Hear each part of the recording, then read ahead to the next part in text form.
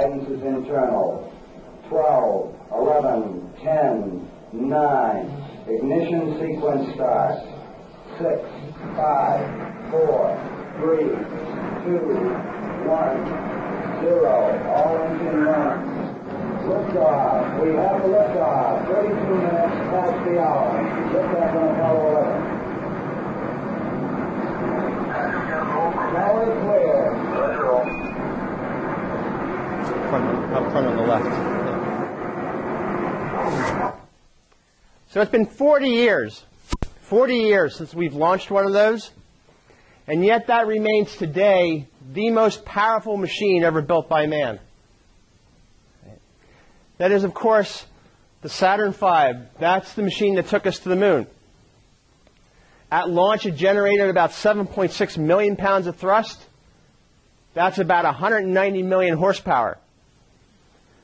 For comparison, I don't know if any of you car enthusiasts know about the Chevrolet Corvette. That's their high-performance car. They've been building that for 60 years.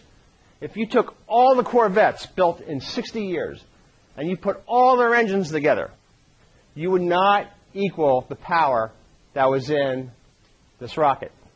Okay. So we say this is the most powerful machine ever built by man, but that's a little bit of a misnomer because it's the first stage of this rocket that is the most powerful machine ever built by man. Stage 1. Okay. And why we needed to build that. So this journey we took, 500,000 miles, 2 weeks. Right. Here's the thing. We built the most powerful machine in the world. For a journey of 500,000 miles, this thing took us the first 40. For a journey of 2 weeks, this thing took us the first 2.5 minutes. That's the energy you have to put out just to get started. So when we talk about change in organizations, does that sound like the enormous effort you have to put out to get started? That thing, when it's sitting there, if you remember Newtonian physics, which I had to look it up because I don't remember from high school, that's a body at rest. What's a body at rest want to do more than anything else? Stay at rest. Man. What's an organization at rest want to do? An organization at rest will stay at rest.